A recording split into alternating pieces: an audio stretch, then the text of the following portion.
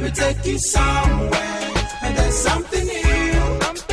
Why English is welcome so good. Diction Avenue, Diction Avenue. This is a word where English language is taught. The official language that everyone needs to learn. Set it by pronunciation and use the right intonation. So express yourself. It's Diction Avenue. Diction Avenue. Okay, welcome to the world with vision. They say a nation get perished without the vision. In Diction Avenue, we got a mission, vision to build tomorrow future. Speak with good English is our culture. We got qualified teachers, good facilities to build confidence in our students. Don't be told, come witness a treasure you can't measure. Welcome to the world. And there's something new. Why English?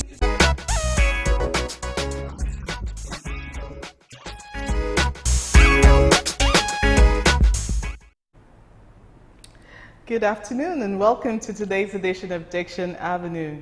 Diction Avenue is that show on television where you learn how to speak right, sound right, and sound English, where we make sure that your accent becomes your asset.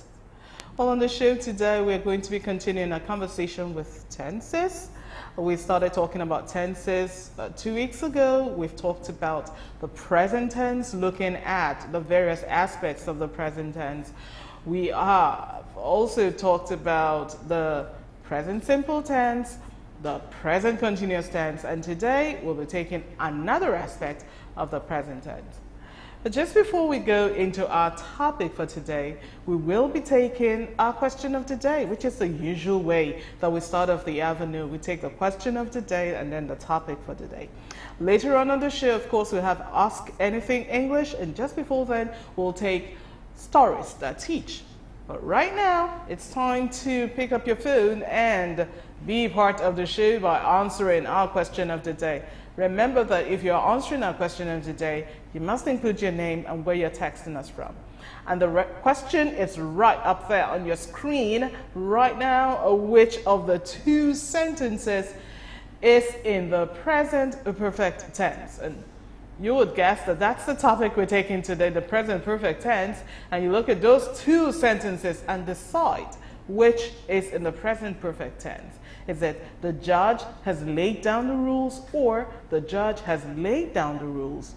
Now think about it. We're talking about the present perfect tense.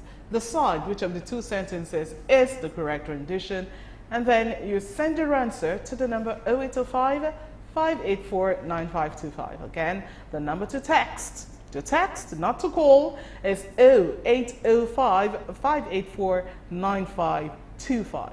And do not forget to include your name and where you're texting us from, just so that when we're giving out the answer at the end of the show, we'll be able to mention you by name. Right. So like I said at the beginning of the show, today we're going ahead still discussing tenses, and today we're talking about the present perfect tense.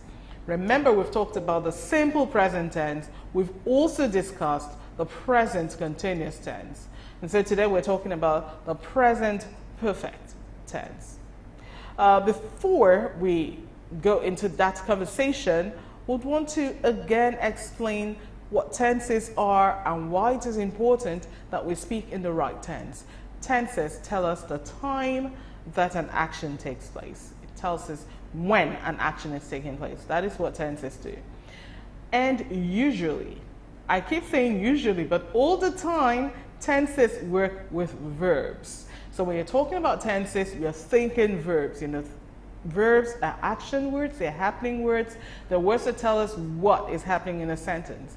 So when you're talking about tenses, tenses work with these doing words. When we talk about tenses, we're talking about time, the time that an event takes place, and the aspect. Now, the time can be at the present, it can be in the past, and it can be in the future. The aspect can be either simple, continuous, perfect, or perfect continuous. So, when we talk about the present perfect tense, we're talking about actions that are happening now, But instead of looking at these actions happening now, just in the case of the simple present, because when we talked about the simple present, we said the actions that are happening now. When we talked about the present continuous tense, we also said that there are actions that are happening now and are ongoing. But for the present perfect tense, we're talking about actions that are happening, ongoing, or in the recent past. But how do we differentiate between these different tenses, different aspects? The differentiation happens when we look at how the formation takes place. So, for the present perfect tense, we're talking about actions that are ongoing or in the recent past, but we're talking about them governed by a helping verb. And that helping verb is has or have. Remember, we use has for singular and have for plural. So the present perfect tense is formed when you say has plus the past participle. That's how you form it. You form the present perfect tense by combining has or have with the past participle. And we're going to look at some sentence examples of the present perfect tense, and these will surely help us to get a better understanding of how the present perfect tense works. Remember that I said the difference between the present perfect tense and the present continuous and the present simple present tense is simply that the present perfect tense is formed using has or have plus the past participle. That's how it is formed. So let's now take a look at some sentence examples. I'm sure that we're going to have some of the sentences come up on your screen and we'll be able to consider them together. So like I said, has plus have plus the past participle gives you the perfect present perfect tense, or the perfect present tense, whichever way you choose to put it. So let's take a look at some of those sentence examples now. The very first sentence example we are looking at is David has sung the best song on his album. David has sung the best song on his album. Well, in the context of this action, we can tell that there is an ongoing action. And that ongoing action we're talking about, perhaps you're in a concert and you ask, and someone asks, what song is that? He said, oh, he has sung the best song on his album. So the ongoing action is the concert. But you use has plus the past participle. Please do not get confused that there's a past participle tense there. That is how the perfect tense, present perfect tense is formed. You have to add the past participle. So has sung. Because it is governed by has, which is in the present tense, then we can tell that it is a present perfect tense. Let's take a look at another sentence example, the very next sentence example, which will be up on your screen as well. So in that first example, we looked at the sentence has sung. Now in the next example, we're also looking at has. And this sentence goes this way. I'm sure the sentence is going to be up on your screen so that you can go ahead with me as yes. And that's it. Mom has planned a visit to the museum. Mom has planned. And so the context of the action again is ongoing. Perhaps the family is on a trip. And then you say, she has planned a visit to the museum as part of this trip. So the action is ongoing, which is why we're using the present perfect tense to explain the action. So once you see a formation or a sentence structure like this, has planned, has done, sentences like that tell you that the action is ongoing. The context of the action is ongoing. Well, we're going to look at one more sentence example, and this time we are going to be looking at a sentence that looks at an event. And the sentence is going to come up in just a bit. The sentence says, I have had to disagree with him too. I have had to disagree with him too. So the context here tells you that there's a recent activity. Someone has disagreed with someone else, and it's recent event. And so you're saying, oh, same here. I have had to disagree with him too. So the present perfect tense, like we said at the beginning of the show, is used to talk about an ongoing event or a recent event or activity. And it is governed by has or have, and that's what tells you that it's in the present tense. But the verb itself is in the past participle. So you're using the past participle to talk about the present. Do not let that confuse you, as I said, because this is simply how the sentence is structured, because it's an ongoing event, but the context itself is what shows that it's an ongoing event. So I hope you get a complete understanding of how to use the present perfect tense, and you can add that to all the knowledge we've gathered so far about the present tense. Do you want to improve your spoken English skills?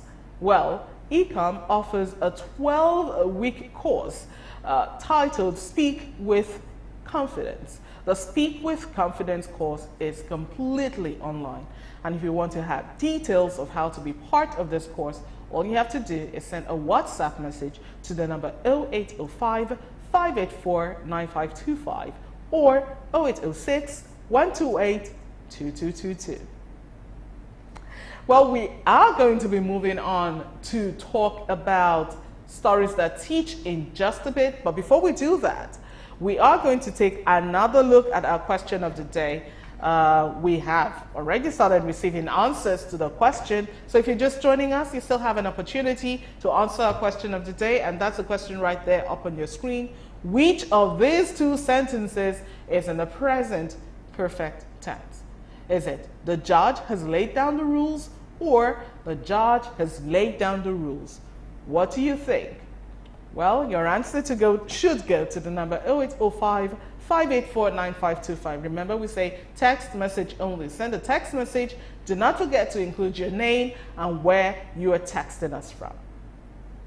And at this time, we want to take a break for stories to teach. And when we come back, we'll take Ask Anything English to go away.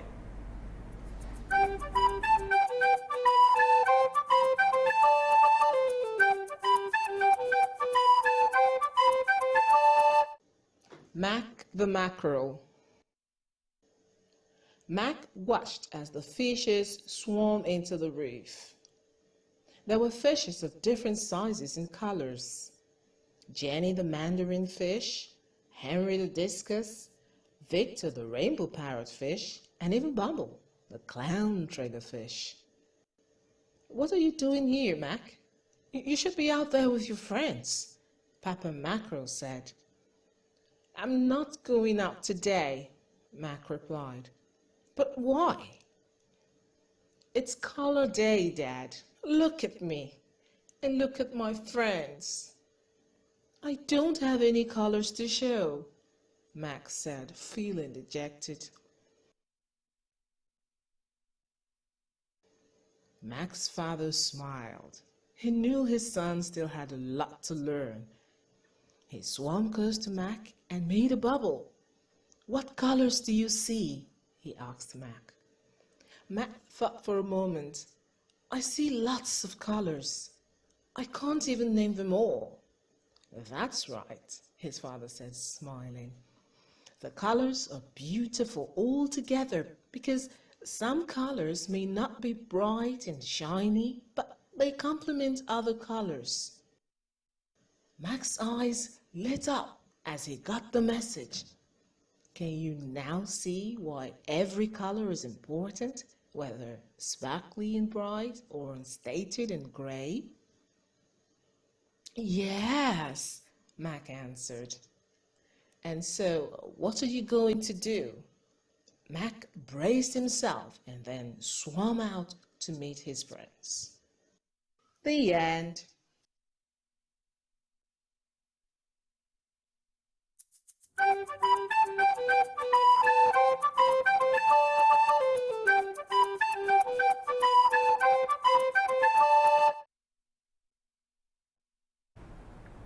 Yes, all colors are important, and so everything that you contribute to make something work is important. Never think that your contribution is too small and so it doesn't matter. No, do what you can.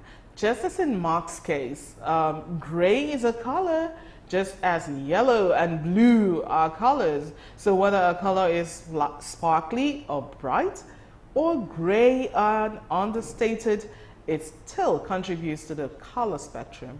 And so all of us on earth contribute to making humanity.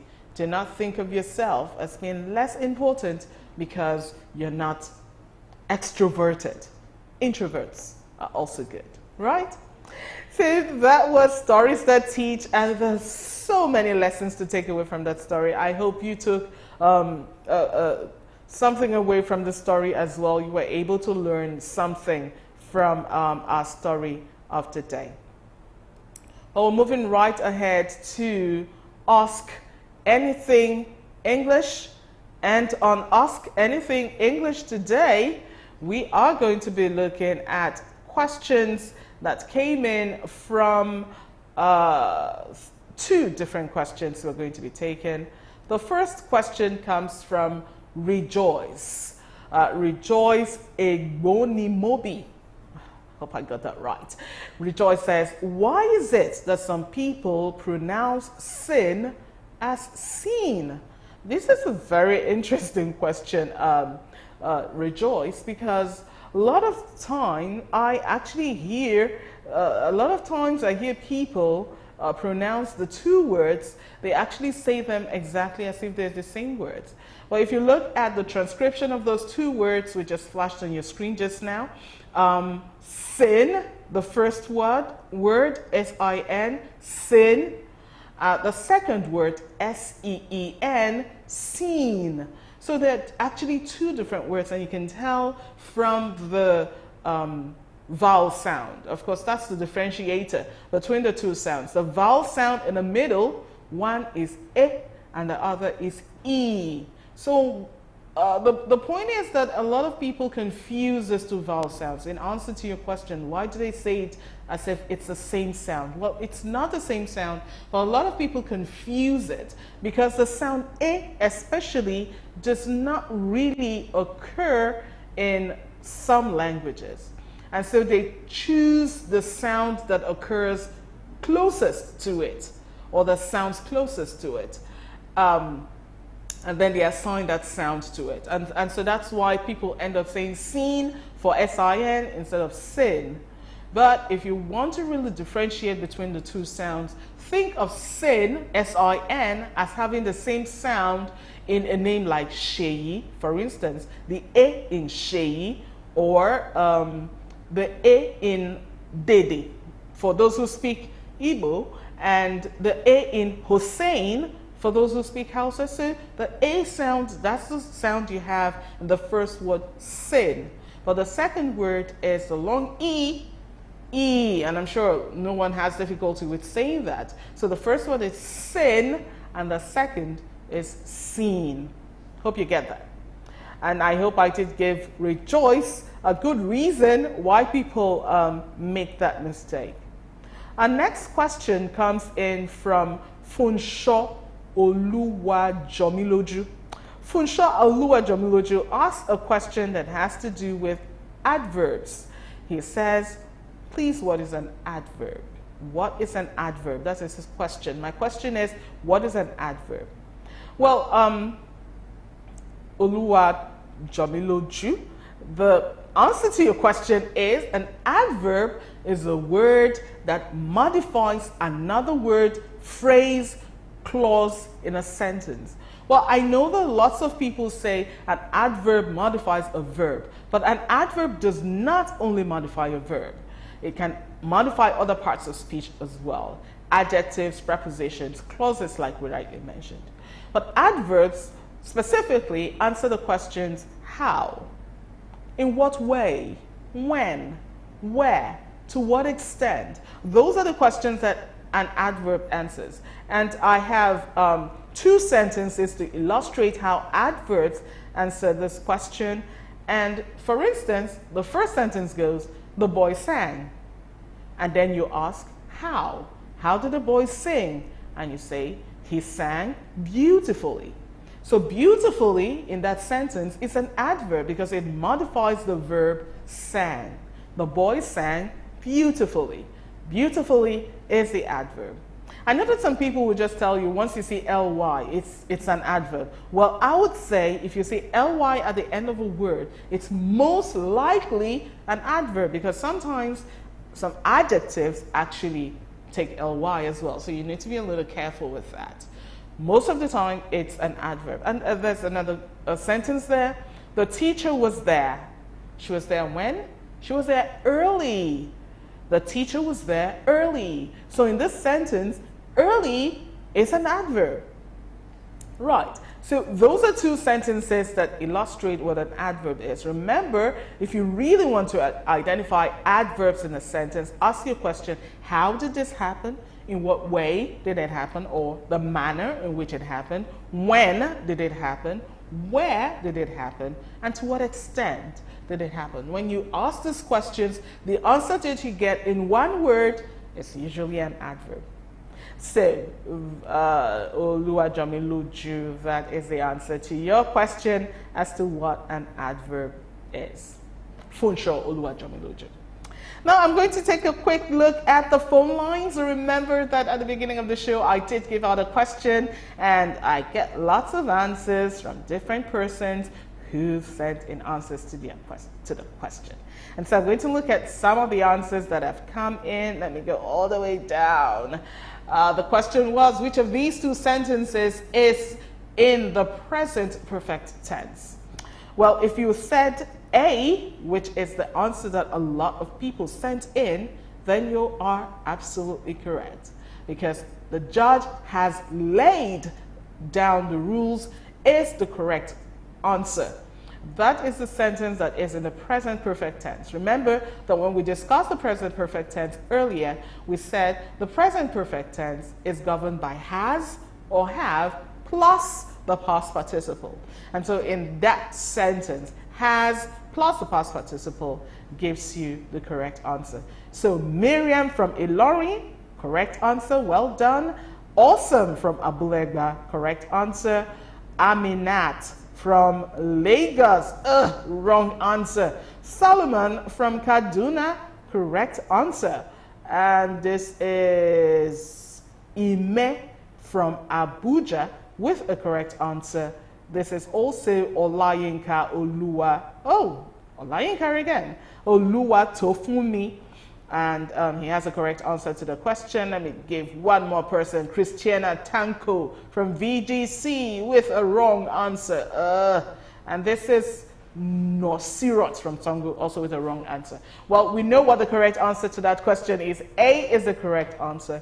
And that's just all the time we have for On Diction Avenue today. Don't forget, next week is another day to keep with us. We are going to be taking the concluding aspect of the present tense. I'm sure you're going to enjoy the lesson just as you did this one.